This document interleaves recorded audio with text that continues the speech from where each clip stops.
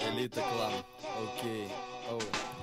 Залез я в сеть, решил полазить в нете, хоть посмотрю, что там творится в свете. Взглянул на время, уже почти что полночь. Зашел в Warface и начал гонять как сволочь. Увидел нубика и ласково так попросил: будь медиком, а то у нас один. Встречаются дураки, как он, ну ясно, да?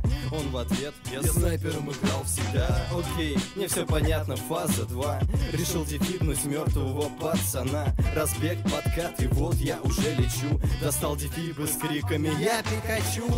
Всем салют, народ, я не виноват, если кого-то задел.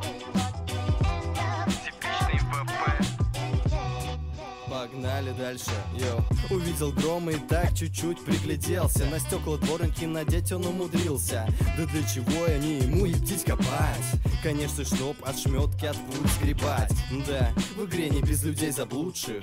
Я выиграл матч и стоял в пятерке лучших. И тут все вместе нам пишут в ряд: смотрите все, это же гей-парад. А как вам случай в вертолете, ведь все видали. Табличка есть и нам гласит, инструкцию читали. Ну блин, конечно, стюардесса мне выдает. А, это типа шутка, ну ок, тогда зачет. Ну что же, продолжаем, фаза 3. Админы увеличили друзей до 30. Ну наверняка меня люди могут понять. Мне бы хоть одного из этих друганов набрать.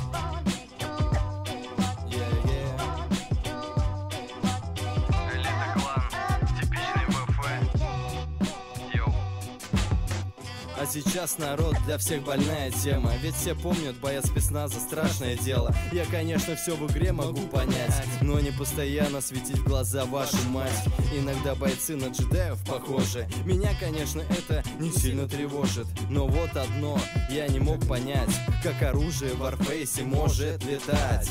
А вообще, игра шикарна, правда, шик? И ты обязан поиграть, ну коли мужик. Игра без читеров и явно не лагает. Это лучшая игра, Жириновский отвечает.